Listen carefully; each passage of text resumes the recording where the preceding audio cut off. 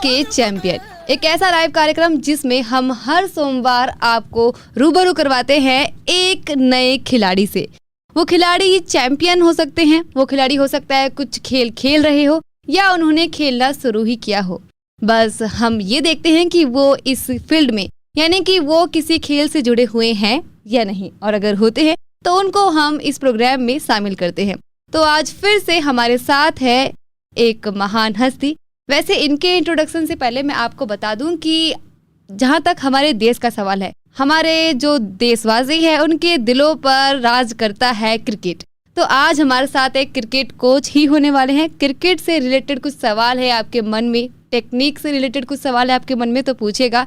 सुजीत कुमार जी होंगे हमारे साथ में। स्वागत है आपका सुजीत जी। जी नमस्कार। तो बता दो दोस्तों, सोमवार का दिन है, 12 मई 2025 तारीख, और मैं हूं इस प्रोग्राम में साक्षी। सुजीत जी NIS क्वालिफाइड है और ICC लेवल 1 उन्होंने किया हुआ है। साथ में ही स्ट्रेंथ कंडीशनरी कोर्स उन्होंने किया हुआ है लेवल 1-2 अमेरिका से। वैसे तो ये तो बहुत छोटा सा इंट्रोडक्शन दिया है। आप इस प्रोग्राम को सुनते रहेंगे तो आपको काफ़ी कुछ जानने को मिलता रहेगा सुजीत जी के बारे में। बस अभी आपको इतना करना है कि अगर आप कुछ जानना चाहते हैं क्रिकेट के बारे में और सुजीत जी के क्रिकेट की यात्रा के बारे में, तो कॉल कीजिए हमें। नंबर होगा 8800475080 यानी 8800475080। दूसरा नंबर होगा 9873551078 यानी 9873551078। कॉल कीजिए और जुड़िएगा हमारे साथ। और जब तक आप नहीं जुड़ते तब तक हम बातें करना शुरू कर देते हैं और सुजीत जी से उनके करियर के बारे में जानना शुरू करते हैं। सुजीत जी, सबसे पहले आप यही बताइए कि आपने क्रिकेट खेलना कब और कैसे शुरू किया था? हर एक भारतीय के घर में आज के टाइम में क्रिकेट खेलना शुरू करते हैं। वैसे भी मेरी भी एक कहानी है और मैंने क्रिकेट को खेलना शुरू किया। मेरी स्कूलिंग, मेरी क्रिकेट सारी भिवानी डिस्ट्रिक्ट, जो कि हरियाणा का एक बेसिकली तो कुश्ती और पहलवानी के लिए जाना जाता है, पर वहाँ से बहुत से हमारे क्रिकेट प्लेयर भी निकले हैं। उन्हीं में से एक मेरा भी नाम है, छोटा सा नाम है सुजीत कुमार। और मैंने हरियाणा को रिप्रेजेंट किया अंडर 14, अंडर 16, अंडर 19। और जैसे बहुत से बच्चों की कहानी होती है, बहुत से कोचेज़ की, बहुत से प्लेयर्स की, कि इंजरी एक कॉमन चीज़ है इसके अंदर। और मेरे भी दोनों शोल्डर्स इंजरी हो गए थे अंडर 19 के टाइम। तो फिर मैंने अपना एक विज़न क्लियर किया कि क्यों ना हम क्रिकेट के लिए कुछ कर सकें। एज ए प्लेयर हम नहीं खेल पाए, पर मेरा एक सोच था कि मुझे भारत के लिए कुछ प्लेयर तैयार करने, और उसी सिलसिले के को देखते हुए मैंने अपने आप को क्वालिफाइड किया। NIS एक ऐसा हमारा कोर्स होता है जो हमें वैलिड करता है for as a coach. Australia से मैंने स्ट्रेंथ कंडीशनिंग कोर्स किया लेवल 1, लेवल 2। अमेरिका से लेवल 1, लेवल 2 क्रिकेट से रिलेटेड सारे कोर्स हैं, और भी बहुत सारे कोर्स किए। और मैंने देखा कि जो हमारी छोटी छोटी बेसिक चीज़ें हैं जो मैं नहीं कर पाया, मेरा इंजरी हुई किस कारण हुई, उसी को देखते हुए, और आज जब हम खेल से जुड़कर अपने छोटे छोटे बच्चों को देखते हैं, उनको अच्छी अच्छी चीज़ें सिखाते हैं, तो बड़ा अच्छा लगता है। और बेसिकली मेरी अगर कहानी का देखा जाए तो मैंने 6 साल की एज में शुरू किया। उसके बाद धीरे धीरे लेवल 1 जैसे जैसे आप देखते हो बच्चों को, वैसे मैंने भी शुरुआत करी। जी, माँ बाप का पढ़ाई के लिए तो सबको पता है, आपको बहुत जोर होता है, पढ़ना है।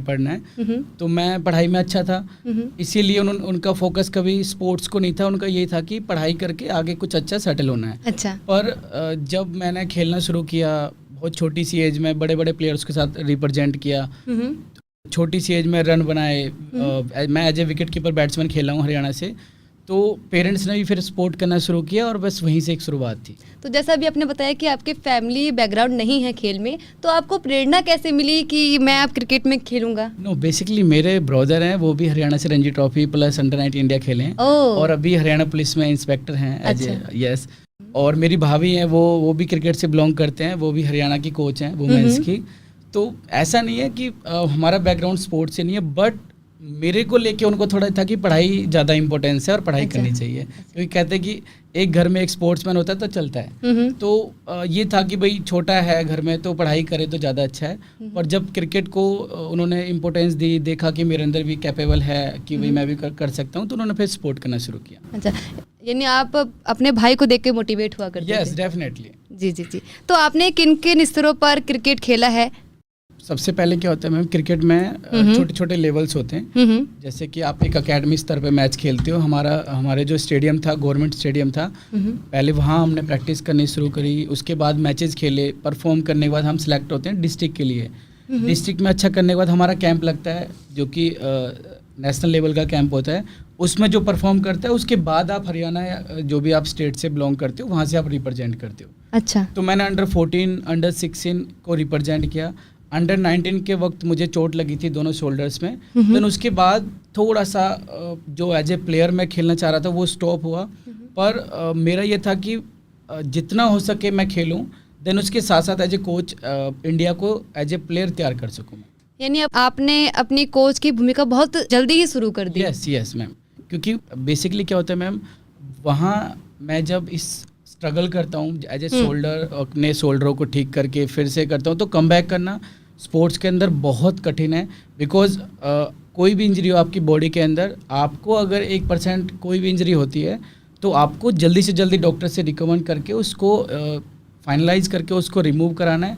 यदि हम सोचते हैं नहीं हो जाएगा, ठीक हो जाएगा, तो वो फिर ज़्यादा बढ़ती रहती है। देन उसके बाद आप कम बैक करना बहुत मुश्किल होता है क्रिकेट में। जी, जैसा आपने बताया कि आपको बहुत अच्छा लगता था क्रिकेट, और जब आपको पता चला कि अब मुश्किल होगी आपको खेलने में, तो काफ़ी दुख हुआ होगा। तो आपने फिर अपने आप को कैसे मोटिवेट किया कि मैं अब भी इस खेल से जुड़ा रह सकता हूँ? बेसिकली मेरे जो बड़े भाई हैं मिस्टर संदीप मोर जी, उनका बहुत बड़ा रोल है मेरी लाइफ में। तो मेरी उनसे बात होती थी तो वो कहते थे कि यार देख, लाइफ में ना, क्योंकि उनको भी बैक इंजरी हुई थी और उन्होंने बहुत मेहनत करी। He is one of the best player, Yuvraj Singh, MS Dhoni, सबके साथ वो खेले हुए हैं। और उन्होंने मुझे एक चीज़ समझाई कि इंजरी एक ऐसी चीज़ होती है जो लाइफ में ना बहुत कठिन होती है, और आगे बढ़ने के लिए अगर आपको खेलना ही है तो लाइक एक एक्स्ट्रा लेवल की मेहनत चाहिए होती है इसमें। और मेरा शोल्डर का इंजरी ऐसा था कि लिगामेंट्स में गैप हो गया था, तो वो कवर करना बहुत मुश्किल होता है। देन उन्होंने मुझे बताया कि हमारे एक कोच हैं मिस्टर विजय यादव, जो इंडिया प्लेयर हैं, भैया के बहुत अच्छे दोस्त हैं। तो मैं उनके साथ प्रैक्टिस भी करी है, तो वो भी बहुत अच्छा बॉन्ड है हमारा। तो उनका एक सपना था कि मुझे एक इंडिया प्लेयर बनाना है। और वहाँ से हमारे सीनियर थे मिस्टर मोहित शर्मा, आप जानते होंगे Mohit Sharma, India player and IPL player, and Rahul Tewatia. तो उनका एक सपना था कि वो भैया से डिस्कस करते थे कि यार मुझे ना एक इंडिया प्लेयर बनाना है। तो भैया हमेशा बोलते थे कि भाई साहब टेंशन मत लो, आप जितना मेहनत करते हो तो उसका रिजल्ट मिलेगा आपको। अच्छा। और मैं छोटा था उस टाइम पे, तो मैं सोचता था कि यार अगर मैं नहीं खेल पाता हूँ तो क्यों ना मैं जब इंडिया प्लेयर बनाता हूँ तो क्या मुझे भी इतना टाइम लगेगा, क्योंकि ये तो बहुत 10 साल तो बहुत हो जाता है। फिर जब मुझे इंजरी हुई तो मुझे वो सारी चीज़ें रिमाइंड हुई, और मैंने भैया से डिस्कस किया। तो उन्होंने एक चीज़ बताया मुझे कि लाइफ में आपने जो काम किया है उससे अच्छा कुछ नहीं हो सकता। देन उसके बाद फिर मैंने डिस्कस किया कि भैया मैं एकेडमी रन कर सकता हूँ। तो उन्होंने कहा कि यार अभी आप बहुत छोटे हो, क्योंकि जब मैं मेरी इंजरी थी तो आई थिंक मैं 16-17 साल का था। तो उस टाइम एकेडमी रन करना नॉट पॉसिबल। पर मैं जिस एकेडमी में प्रैक्टिस करता था तो मैं छोटे बच्चों को कोचिंग कराता था, बेसिकली फ्री ऑफ कॉस्ट, कि सर क्यों ना मैं इनको कोचिंग करा सकता हूँ। तो मैं बैच बना के कोचिंग कराता था फ्री ऑफ कॉस्ट, जिससे कि बच्चों से भी बहुत कुछ सीखने को मिलता है। देन उसके बाद 2007-8 में 17-18 में मैंने फर्स्ट हमारी एकेडमी ओपन करी। और उसके अंदर मेरे पास आई थिंक 50-60 बच्चे थे, जिसमें सारे फ्री ऑफ कॉस्ट। अच्छा। उसमें कोई हमने किसी से पैसे नहीं लिए, जस्ट फॉर टैलेंट हंट, कि हम बच्चों के साथ वर्क करके कितना अच्छा रिजल्ट ले सकते हैं। उसमें सारे वो बच्चे थे जो अंडर प्रिविलेज्ड बच्चे होते हैं, जो फीस नहीं दे सकते थे। और वहाँ से जो बच्चे जुड़े हमसे, जो मतलब एक बैच बना हमारा, उन बच्चों से ही हमारा आज गुड़गांव के अंदर हमारी 3 से 4 ब्रांचेज हैं। एक और अभी आप सबके सहयोग से खुलने वाली है। तो भैया से मेरा जो डिस्कशन था वो यही था कि मैं अगर एकेडमी रन करना है तो उसमें मुझे बहुत सारी मेहनत करनी पड़ेगी, और सबका सहयोग रहा, और आज हम ये सब कर पाए। जी जी, हमारे इस प्रोग्राम के पहले श्रोता जुड़ चुके हैं। स्वागत है आपका राजकुमार जी। जी नमस्कार जी, साक्षी जी। नमस्कार। और सुजीत कुमार साहब को भी नमस्कार जी। सर नमस्कार जी। जी मैं गांव कारोर, जिला रोहतक से बोल रहा था जी। जी बोलिए जी। सर आप भिवाड़ी से हो? हाँ जी सर। तो सर भिवाड़ी में भी मैं जाता रहता हूँ, हमारे जान पहचान के दोस्त हैं। जी तो जो एक जी, आप क्रिकेट कब से खेलना शुरू किया सर आपने? मैं 2004 से खेलना शुरू किया जी मैंने। जी जी। और अभी कोचिंग दे रहे हो सर? हाँ जी, मैं अभी कोच हूँ गुड़गांव के अंदर। मेरी खुद की एकेडमी है यहाँ पर। जी सर। और हमने तो देखो सर कि हम खेल के बहुत ही शौकीन हैं। जैसे कि मैंने कपिल देव साहब का भी डेब्यू मैच देखा था जी, हम खेतों में रहते थे गांव में। बहुत बढ़िया जी, बहुत बढ़िया। तो उस टाइम कपिल देव के हम बड़े शौकीन थे, दादा दादी भी शौकीन थे जी। कपिल देव का इतना नाम हुआ है जी हिंदुस्तान में। जी। तो उसके बाद हमारा स्टेडियम रोहतक में है जी, एक विश्वकर्मा स्कूल के पास में। जी। तो वहां पर हम रणजी ट्रॉफी मैच देखते थे। स्कूल की तरफ से हमारे को भेजा जाता था। हम हमारे स्कूल की जो क्लास मेंटर होते थे, वो टीचर होते थे, लेके जाते थे हमारे को। जी। तो वहां पर सर हमने कपिल देव साहब को तो देखा ही देखा। हमने गावस्कर, करसन गावरी और बैंक सर्कल बॉम्बे की टीम आई थी, तो उनको भी देखा था जी। और गावस्कर साहब के ऑटोग्राफ लेने का मौका मिला था सर मेरे को। बहुत बढ़िया जी, बहुत बढ़िया। वो बात सन 82 की बात है सर। जी। बड़ा अच्छा लगता है सर। आप गुड़गांव रेडियो पर हमारे ये जो हमारे खेल का संबंधित ये प्रोग्राम है जी, तो मैं इसमें सवाल जवाब करता हूँ। जैसे रोहतक के एक प्लेयर होते थे जी, आपको कुछ थोड़ा सा याद हो? हमने राजेंद्र गोयल साहब स्पिन गेंदबाजी करा करते थे। बहुत बढ़िया जी, हम सबके आदर्श हैं वो। बहुत बढ़िया जी। मैं उनको लाइव देखा करता रोहतक में। मैं वेस्ट कॉलेज के पास ही हमारा स्कूल था, वहाँ पढ़ते थे। जी। तो सर क्या भिवानी में भी आपकी कोई एकेडमी है सर? नहीं, मेरी भिवानी में एकेडमी नहीं है जी। मेरी बेसिकली गुड़गांव में ही है, पर भिवानी में भी है काफ़ी सारे जो अभी आजकल स्टार्ट कर रखा है। बट बेसिकली भीम स्टेडियम है हमारा वहाँ पर, आपने तो सुना ही होगा। जैसे वहाँ हमारे रिश्तेदार रहते, कई बच्चे खेलते हैं, क्या उनकी कोई सहायता कर सके जी, उनको एकेडमी में डाल सके? तो कैसा भिवानी में भी कोई ऐसा स्कूल है जी क्रिकेट के संबंधित? सर अभी है नहीं, लेकिन हमारा एक विजन है कि हरियाणा के जितने भी बच्चे हैं, अभी हमने भी जो हमारे BCCI वाले हैं, हरियाणा क्रिकेट एसोसिएशन वाले, उन्होंने एक टैलेंट हंट प्रोग्राम स्टार्ट किया है। तो अगर आपके बच्चे उस पार्टिसिपेट करते हैं उसके अंदर, तो उनको बहुत अच्छा एक अपॉर्चुनिटी मिलेगी उसके अंदर जी। तो सर जैसे कि मैंने अभी रेडियो खोला गुड़गांव की आवाज, तो इसमें आपने गुड़गांव में एकेडमी के बारे में जिक्र किया साक्षी जी ने। वो एकेडमी कहाँ पे है जी गुड़गांव में? मेरी सर एक सेक्टर 43 के अंदर है, एक राजीव चौक पड़ता है गुड़गांव के अंदर, उसके अंदर है सेक्टर 33, एक सेक्टर 65 जस्ट उसके बैक में पड़ता है सेक्टर 67, और एक हमारी सेक्टर 10 में अभी ओपन होने वाली है सर सून। जी। और आप सर क्रिकेट से संबंधित है, तो आपकी क्रिकेट हिंदुस्तान में कौन प्लेयर हैं जो आपके आदर्श हुए हैं जी? सर देखो, बेसिकली जो आपने बोला कपिल देव, वो हम सब के आदर्श हैं। और सबसे बड़े आदर्श तो हमारे माँ बाप और हमारे घर में ही बहुत से लोग हैं जो क्रिकेट से जुड़े हुए हैं। जिनका आपने नाम लिया जोगिंदर शर्मा, वो हम सब के भी भाई साहब हैं, और वो अभी राइट नाउ हरियाणा में DSP की पोस्ट पर हैं। और बेसिकली मेरे जो बड़े भाई हैं वो भी उनके साथ खेले हैं, और हमारा उनका अच्छा संबंध है। हम बात करते रहते हैं, कोई भी अगर ऐसी कोई प्रॉब्लम्स आती हैं तो डिस्कस करते रहते हैं। तो एकेडमी आपकी जो गुड़गांव में, वहाँ पर बड़े भाई साहब भी रहते हैं आपके? नहीं, वो फरीदाबाद है सर उनके। वो एक्चुअली अभी क्रिकेट से नहीं, वो अभी हरियाणा में एज ए इंस्पेक्टर ज्वाइन किया हुआ उन्होंने। तो उनका तो पोस्टिंग होती रहती कभी गुड़गांव। जब वो गुड़गांव आते हैं तो काफ़ी सारी बच्चों के साथ डिस्कस करते हैं बहुत सी चीज़ों को लेके। और सर गुड़गांव में जो एकेडमी है आपकी, वहाँ पे कुछ ऐसे गरीब बच्चे स्लम परिवार से हैं और बस्तियों में रहते, क्या उनके लिए कोई फ्री कोई कोचिंग सुविधा है जी कुछ गरीबों के लिए? सर देखो, गरीब मेरी नज़र में कोई गरीब और अमीर नहीं है। बीइंग ए कोच हम मेहनत करते हैं बच्चे के ऊपर, चाहे वो अमीर हो चाहे गरीब हो। अगर कोई बच्चा एफर्ट कर रहा है, अच्छा करने की कोशिश कर रहा है, और हम सब, आप या मैं, उसकी मदद कर सकते हैं, तो इससे बड़ा कुछ और नहीं हो सकता हम सब के लिए। मेरा सवाल ये था सर, ये क्योंकि क्रिकेट में कुछ ऐसा महंगा, कुछ बताते हैं कि महंगा खेल है, तो इसमें कुछ हमारे जैसे नॉर्मल आदमी भी पार्टिसिपेट कर सके जो हमारे बच्चे।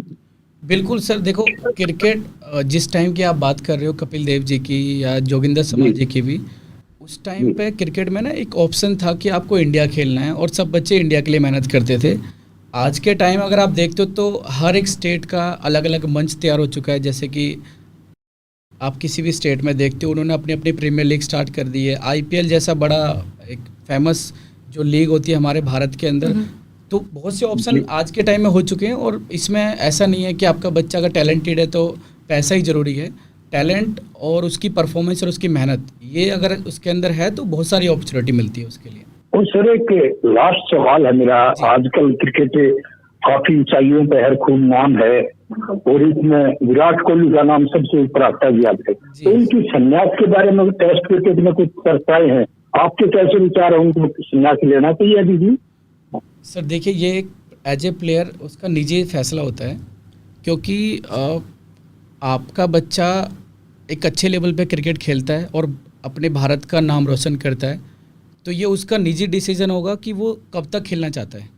हर एक प्लेयर अपनी अपनी जो उसकी अहमियत होती है उसको जानता है और उसको पहचानता है, और उसी के अकॉर्डिंग ही आगे डिसीजन लेता है। आपने देखा कुछ टाइम पहले रोहित शर्मा और विराट कोहली बहुत मेहनत कर रहे थे इंग्लैंड दौरे के लिए और 2027 के वर्ल्ड कप के लिए, जो कि टेस्ट स्टार्ट होता है। देन अभी सडनली रोहित शर्मा ने अभी टेस्ट से संन्यास लिया। अभी आज मैं देख रहा था कि न्यूज़ में विराट कोहली ने भी अभी अपने हैंडल से संन्यास की घोषणा करी है। तो सर देखिए, ये एक निजी फैसला होता है सबका, और एक प्लेयर को ये पता होता है कि यार बस मेरा कितना करियर और बाकी बचा है या अब बस हो चुका है। और Virat Kohli he is one of the best athlete.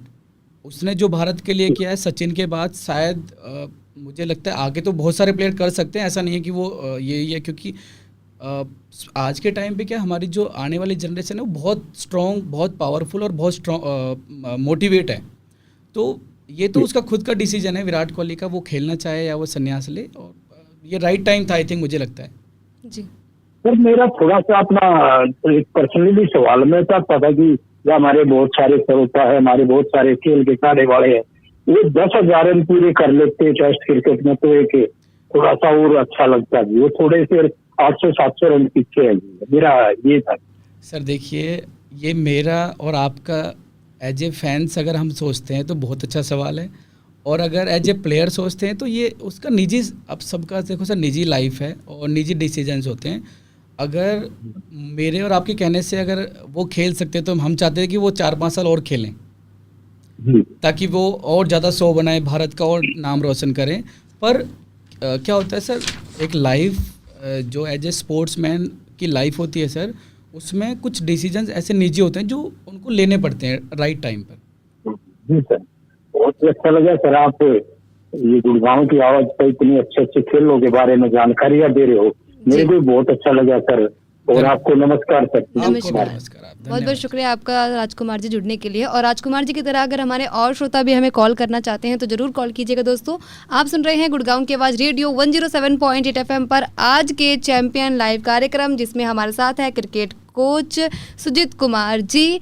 और अगर आप चाहते हैं उनसे बात करना तो कॉल कीजिए 8800475080 और दूसरा नंबर है 9873551078। इन नंबरों पर अभी कॉल करेंगे तो आप अभी ही बात कर पाएंगे। आज दिन सोमवार का है और 12 मई 2025 तारीख 1:50 हो चुका है। मैं हूँ इस प्रोग्राम में साक्षी। तो सुजीत जी, आपने काफ़ी सारे मैच किए और करवाई भी अपने स्टूडेंट्स के भी, तो आपके हिसाब से आपके लिए सबसे यादगार मैच कौन सा रहा है? देखिए मैम, क्या होता है जब एज ए प्लेयर आप खेलते हो तो हर वो मैच यादगार होता है जिसमें आप अच्छा परफॉर्म करते हो, क्योंकि जिसमें आप नहीं कर पाते वो मैच तो कभी भी आप याद नहीं करना चाहोगे। तो मेरी लाइफ में भी बहुत सारे ऐसे मैच थे। एक बार हमारा दिल्ली मैच हो रहा था जिसमें मुझे एज ए सिलेक्शन हो रहा था मेरा, मुझे नेपाल खेलने के लिए जाना था, एज ए कोई लीग थी वहाँ पर। और हमारी जो अपोजिट टीम थी वो आई थिंक पूरे ऑल ओवर इंडिया की बनी हुई थी, और हम दिल्ली की एक हमारी टीम थी जिसमें एज ए कैप्टन मैं खेल रहा था। तो जो हमारे मैनेजर थे उन्होंने मुझे टास्क दिया कि जो इसमें परफॉर्म करेगा वो as a captain plus free of cost, मतलब एक उस टाइम पे टूर्नामेंट था कोई अच्छा वहाँ पर। तो मैंने कहा ओके सर फाइन। तो हमें जो टारगेट मिला था वो 50 ओवर में आई थिंक 350 का टारगेट था जी, जिसमें मैंने आई थिंक 180 कुछ रन बनाए, और हम वो मैच आई थिंक 43 या 44 ओवर में जीत गए। तो ऐसे बहुत से मैच है मेरी लाइफ में जो मतलब टास्क मुझे बहुत पसंद है। और मुझे ऐसा लगता है कि जो विराट कोहली फर्स्ट डाउन विराट कोहली खेलता है, जब मैं उस डाउन पे जाता हूँ तो मैं अपनी अच्छी परफॉर्मेंस कर पाता हूँ। और बहुत से ऐसे मैचेस थे जिसमें एक फरीदाबाद का भी मैं बताना चाहूँगा कि हमारे एक सर थे विजय यादव सर, जिनका मैं बता रहा था। तो मैं 2-3 मैचों में परफॉर्म नहीं कर पा रहा था, तो मैंने कहा सर मैं 1 डाउन जाना चाहता हूँ और मैं वहाँ पे 100 बना के आऊँगा, अगर मैं नहीं बनाता हूँ तो आप मुझे कभी मत भेजना उस डाउन पे। मैं गया और मैंने वहाँ पे 150 रन बनाए, 154 या 160 कुछ ऐसे रन बनाए। तो सर ने मुझे जब मैच ख़त्म हो, प्रैक्टिस मैच था ऐसे जस्ट, तो उन्होंने एक बात कही थी कि you can do it everything. तो बहुत प्राउड फील होता है जब एज ए कोच एक हमें मोटिव करे और ये बोले कि यार आपने जो बोला वो करके दिखाया जी, तो आप कुछ भी कर सकते हो लाइफ में। और ये बात सच में अच्छी लगती है कि जब हमें ये पता चलता है कि हमारे कोच हम पर बिलीव कर रहे हैं तो हमारा खुद के ऊपर और ज़्यादा बिलीव बढ़ जाता है। यस डेफिनेटली जी। तो आप भी अब एक कोच है, तो एक कोच के तौर पर आपका अनुभव कैसा रहा और क्या कोई खास चुनौती आपको जो सामने आई हो, आपको बार बार उस चुनौती को फेस करना पड़ता है? ऐसा कुछ खास चुनौती थी नहीं, क्योंकि जब मैं खेलता था तो मुझे छोटे बच्चे बहुत लगाव था। छोटे बच्चों को मैं कोचिंग कराता रहता जब भी मुझे टाइम मिलता था अपने मैचेस से या प्रैक्टिस के टाइम पर। तो मैंने एक चीज़ सीखा कि यार जो भी छोटे बच्चे होते हैं हमारे, बहुत कुछ हमें सिखाते हैं। कोचेस तो सिखाते ही हैं, बट एज ए प्लेयर जब छोटे बच्चों को आप कुछ देखते हो वहाँ से बहुत सारी चीज़ सीखने को मिलती है आपको। तो जब मैंने अकेडमी रन कर रहा था तो मुझे छोटी छोटी जो एक फेस आउट हुआ कि पेरेंट्स का था, सर मेरा बच्चा पढ़ता नहीं है, मेरा बच्चा पढ़ाई नहीं करता। तो मेरा जस्ट एक कहना था उन सब पेरेंट्स को, यही बोलना है आपके माध्यम से, इस रेडियो के माध्यम से, कि हर बच्चे की कैपेबल अलग अलग होती है, उसका टैलेंट अलग अलग होता है। हर बच्चा विराट कोहली नहीं बन सकता और हर बच्चा IAS ऑफिसर या जो भी आपका सपना है वो बनाना चाहते हो, बच्चा खुद डिसाइड करता है आज का बच्चा कि उसको बनना क्या है। एक एज जो परफेक्ट एज है स्पोर्ट्स के लिए, अगर हम उसकी बात करते हैं तो 5 साल से लेके 12 साल 10 साल के बच्चे के अंदर एक अलग टैलेंट होता है कि वो जो करना चाह रहा है उसमें हमें वेरीफाई करना है कि एक्चुअली में वो क्या करना चाह रहा है। देन उसके बाद क्या होता है, वो फिर डिसाइड करने लग जाता है कि यार नहीं, मैं पढ़ाई में अच्छा हूँ तो मुझे पढ़ाई करनी है, मैं स्पोर्ट्स में अच्छा हूँ तो मैं स्पोर्ट्स करूँगा। आज का पेरेंट्स हर छोटी छोटी बातों पर वो क्या करना शुरू करता है कि सर मेरा बच्चा पढ़ाई नहीं करता, इसका क्रिकेट छुड़वा देंगे।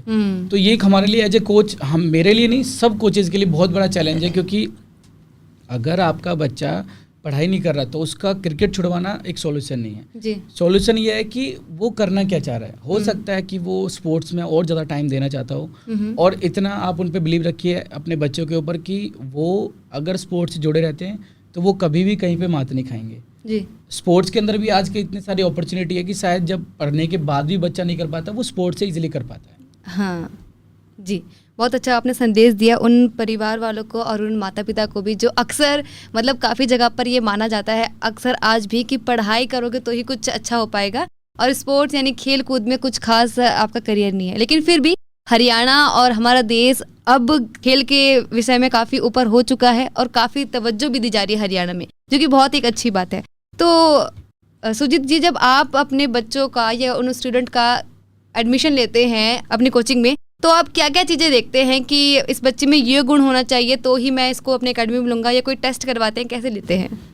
देखिए बेसिकली क्या होता है, हमारे जितने भी कोचेज हैं मैं सबको एक चीज़ बोलता हूँ, क्रिकेट के अंदर हर एक बच्चे का मोस्ट वेलकम है, क्योंकि हम भगवान नहीं होते कि जो उसको एक थोड़ी सी देर में या आधे घंटे या 1 घंटे या 2 घंटे क्लास में उसको वेरीफाई करे कि नहीं यार ये तो प्लेयर बनेगा। हाँ। बस मेरा कहने का मतलब ये होता है कि बच्चा जब आपके पास आता है थोड़ा सा उसको चेक करना कि उसके पैर कैसे उठ रहे हैं, उसके आर्म्स कैसे रोटेट हो रहे हैं, अच्छा। वो पावर कैसे जनरेट कर पा रहा है। बेसिकली क्या है, आज के टाइम पे 5 साल का बच्चा हो, 10 साल का बच्चा हो या 15 साल का बच्चा है, वो बैट पकड़ के घुमाना सबको आता है, बट हम कोशिश करते हैं कि वो टेक्निकल चीज़ें करें। लाइक कुछ बच्चे मैं देखता हूँ हमारी एकेडमी पे भी और भी बहुत सारी जगह मैं वॉच आउट करता हूँ कि बैट को पकड़ना, खड़ा होना, मतलब लाइक स्टांस जो क्रिकेटिंग भाषा में बोलते हैं, स्टांस लेना, बॉल को वॉच करना, एक्यूरेट मारना कि अगर ऑफ स्टम्प का बॉल है तो कवर ड्राइव मारना। तो ये छोटी छोटी चीज़ होती है जो मैं कोचेज को बोलता हूँ और हम वेरीफाई करते हैं कि यार हम इस बच्चे पे अगर मेहनत करते हैं तो क्या एक्चुअली में निकल सकता है। तो वो छोटे छोटे पॉइंट्स होते हैं वो हम वेरीफाई करते हैं। बाकी वैसे तो मोस्ट वेलकम है, बिकॉज क्रिकेट ही नहीं स्पोर्ट्स आप कोई भी फील्ड करते हो बच्चा आपका फिट रहेगा, ये सबसे बड़ा मोटिव होना चाहिए आज के टाइम पे। जी, बेहतरीन आंसर दिया आपने इस सवाल का, बहुत बहुत शुक्रिया।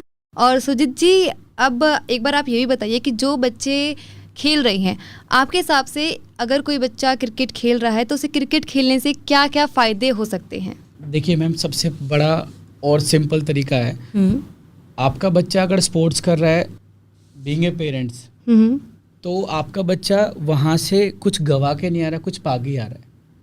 क्रिकेटर बने ना बने वो एक अलग पॉइंट है, लेकिन आपका बच्चा फिट होके आ रहा है, ये एक मैन इंपॉर्टेंट है आज की भाग दौड़ भरी ज़िंदगी में। बहुत से पेरेंट्स पूछते हैं कि मेरा बच्चा जा रहा है वहाँ पे, टाइम दे रहा है, तो क्या वो इंडिया खेल जाएगा? मेरा ये कहना मतलब सब पेरेंट्स से ये होता है कि मैम और सर देखिए, बच्चा आपका आ रहा है, उसको फ्री हैंड खेलने दीजिए। 14-15 साल के बाद ना बच्चा अवेयर हो जाता है, उसके बाद हम उस पर मेहनत करेंगे, वो एक अलग लेवल की मेहनत होती है जो कि एक अच्छे लेवल के लिए तैयार करते हैं जी। आज के टाइम पे क्या छोटे छोटे बच्चे हैं, 5 साल 6 साल 7 साल के बच्चे, जैसे ही ज्वाइन करते हैं पेरेंट्स पूछते हैं सर मेरा बच्चा क्या कर रहा है, सर मेरा बच्चा अच्छा कर रहा है, सर मेरा बच्चा अच्छा नहीं कर रहा। ये डिसाइड बीइंग ए कोच मैं नहीं कर सकता। हो सकता है मैं को बोलूँगा तो आपको लगेगा कि भाई मैं अपनी एकेडमी या मैं अपनी तारीफ़ कर रहा हूँ। आप अपने बच्चे से एवरीडे बात करो और हर दिन उनसे डिस्कस करो कि आज आपने क्या किया, आज आप क्या करके आए, आपके कोच ने क्या क्या कराया। Then if you have any problem आप मुझसे बात करो, मेरा नंबर हमेशा आपके पास रहता है और 24 आवर आप कभी भी कॉल करो, मैसेज करो, आपको उसका आंसर मिलेगा। लेकिन मेरा जस्ट एक छोटा सा आंसर है आप सबके लिए कि कभी भी बच्चे के ऊपर प्रेशराइज ना करें प्लीज। जी, मदन चौहान जी हमारे साथ जुड़ चुके हैं। स्वागत है आपका मदन चौहान जी आज के चैंपियन लाइव कार्यक्रम में। गुड आफ्टरनून मैडम जी, और सर जी को भी गुड आफ्टरनून। बहुत अच्छा प्रोग्राम आपने ऑर्गेनाइज किया है सुजीत जी के साथ मिलकर। तो थोड़ी देर के बाद जुड़ा हूँ, लेकिन मैंने जो भी सुना है अभी तक बहुत अच्छा लग रहा है। मैं एक बात जानना चाहता हूँ सुजीत जी कि ये रिटायरमेंट के लिए बात इन्होंने ये इतनी अकाडमी शुरू कर रखी है, ये बाद में हुई है या इनके कुछ प्रॉब्लम्स है, कोई इंजरी टाइप का था, उसके बाद इन्होंने फील्ड में ज्वाइन किया है? ये मेरा क्वेश्चन है। मैं जानना चाहता हूँ कि मतलब ये इन्होंने इतनी मेहनत करके अकाडमी खोल रखी है गुड़गांव में, इधर उधर काफी चल रहा है, तो इन्होंने इतना ये साहस कैसे बढ़ाया है, किस इनका मतलब इस तरफ झुकाव कैसे हुआ, वो जानने की कोशिश। बढ़िया सवाल पूछा है आपने। जी आपका बहुत बहुत धन्यवाद और स्वागत है हमारे इस प्रोग्राम में। बेसिकली क्या है सर, देखिए जब आप क्रिकेट या कोई भी स्पोर्ट ज्वाइन करते हो तो वहाँ एज ए कोच के लिए नहीं ज्वाइन करते, एज ए प्लेयर ज्वाइन करते हो, राइट जी। और मेरा भी एक सपना था देश के लिए खेलना।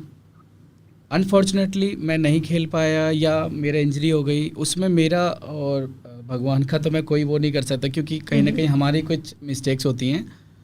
और रही बात एकेडमी की, सर एकेडमी में जब आप मेहनत करते हो एज ए कोच, तो आप जैसे कुछ अच्छे पेरेंट्स हमारे साथ जुड़ते हैं और हमें सहयोग करते हैं और हमें मोटिवेट करते हैं कि सर आप हिम्मत रखिए, आप बच्चों को कोचिंग कराइए, आप बहुत अच्छा कराते हो, उसके लिए हम आप सबके साथ हैं जी। तो सर होता क्या है, जब आप कोई भी चीज़ स्टार्ट करते हो तो उसमें बेसिकली एक ही चीज़ आप एक टाइम पे स्टार्ट कर सकते हो। देन उसके बाद क्या होता है सर, जैसे जैसे आप मेहनत करते हो आपको ये लगता है कि नहीं यार इस लोकेशन से बच्चे ज़्यादा आ रहे हैं मेरे पास, क्यों ना मैं उस लोकेशन पे एक ब्रांच ओपन कर देता हूँ ताकि वहाँ के बच्चों को ईजी हो जाए।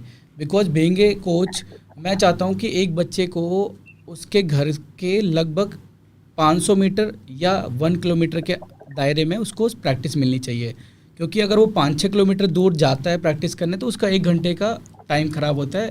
बिकॉज गुड़गांव का जो ट्रैफिक है वो ऐसा ही है, हम सब जानते हैं उसके बारे में। तो मेरा बस यही था कि ब्रांच ओपन करने का कि बच्चों को उसके घर के आसपास प्रैक्टिस का एक माहौल मिले।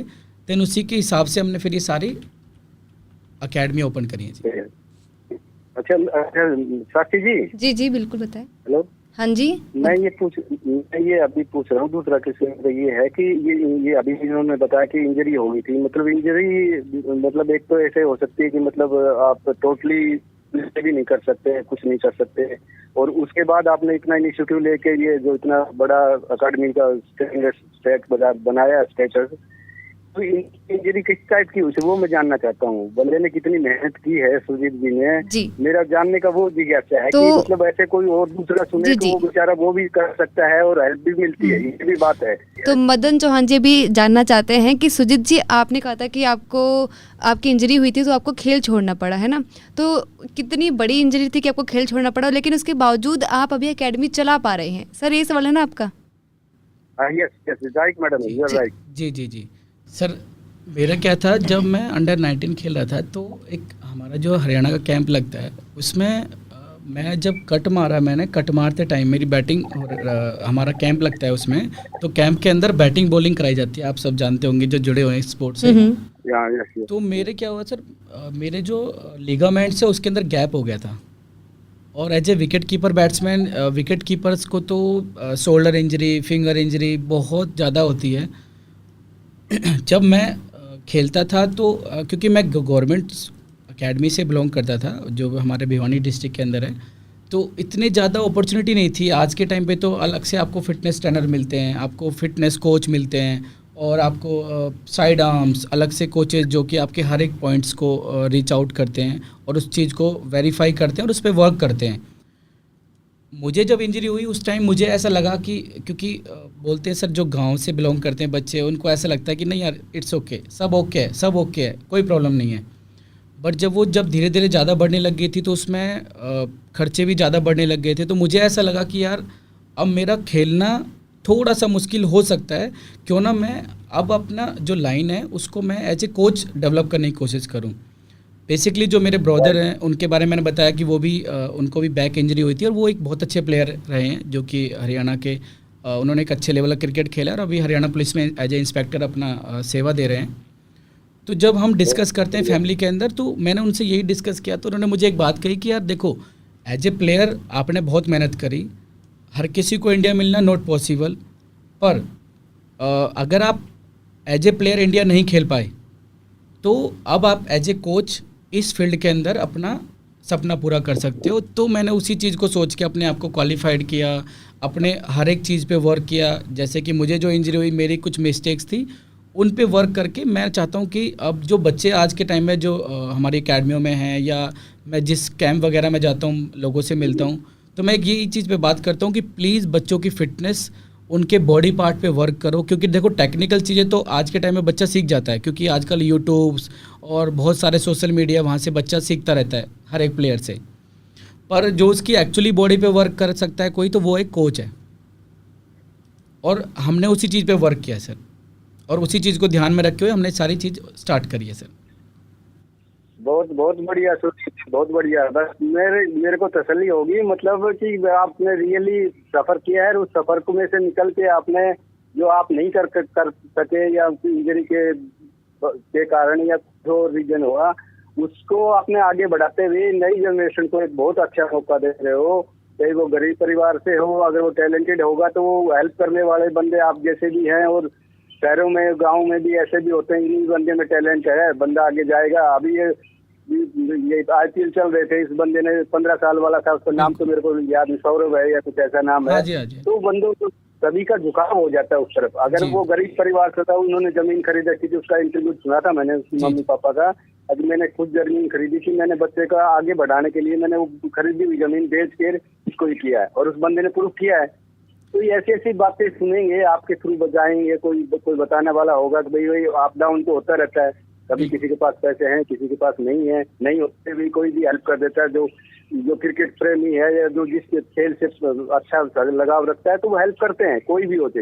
वो कोई मैं नहीं जानता सौरभ कौन है या आप कौन हो, लेकिन अगर आपका परफॉर्मेंस इतना अच्छा है तो मेरा अंदर से ही दिल करेगा। जो बंदा लाइक करता है स्पोर्ट्स को, जिसमें फील्ड में भी है, तो उसकी किसी न किसी तरह से वो उसको हेल्प करेगा, और बाहर वालों को, उसका फ्रेंड सर्कल को भी वो करेगा, बंदे में दम है, और इंडिया का नाम रोशन करेगा, भारत को नाम रोशन करेगा। वो बंदे अभी भी चल रहे हैं और आते हैं।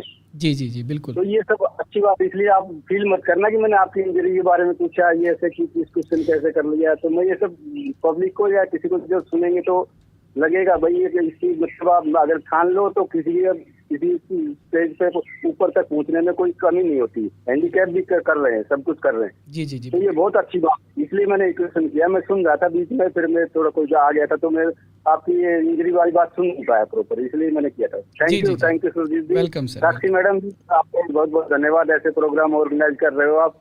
और मैं तो बहुत बड़ा फैन हूँ गुड़गांव की आवाज का, और मैं रिटायर्ड हूँ, तो मैं तो अपना सुनता ही रहता हूँ। आपका कोई भी प्रोग्राम आता है, मैं अच्छा हो तो बुरा हो तो पब्लिक के ऊपर डिपेंड करता है, लेकिन मेरे को आपके सारे भी प्रोग्राम बहुत अच्छे लगते हैं। मदन चौहान जी बहुत बहुत शुक्रिया। हाँ जी, थैंक यू मैडम। नमस्कार, शुक्रिया जुड़ने के लिए हमारे साथ। और सुजीत जी, आप यहाँ पर आए और आपकी इस पूरी की पूरी हमारी बातचीत से ये पता चला कि अगर जज्बा हो तो कुछ भी हमें रोक नहीं सकता, जैसे कि अभी मदन चौहान जी की कॉल से भी पूरा ये जाहिर हो गया। तो बहुत बहुत शुक्रिया आपका सुजीत जी इस प्रोग्राम में हमारे साथ जुड़ने के लिए। Thank you so much ma'am, thank you so much ji. जी, तो दोस्तों आप सुन रहे थे आज के चैंपियन प्रोग्राम गुड़गांव की आवाज़ रेडियो 107.8 FM पर। अगर आज आप नहीं सुन पाए हैं, इस प्रोग्राम को मिस हो गया है, तो कल यानी ट्यूसडे के दिन 13 मई 2025 को भी आप इस प्रोग्राम को रिपीट में सुन सकते हैं दोपहर 2:30 बजे। तो फिलहाल मैं यानी साक्षी चलती हूँ, लेकिन आप कहीं मत जाइए, सुनते रहिए गुड़गांव की आवाज़ 107.8 FM, आपकी आवाज़, आपका रेडियो। नमस्कार।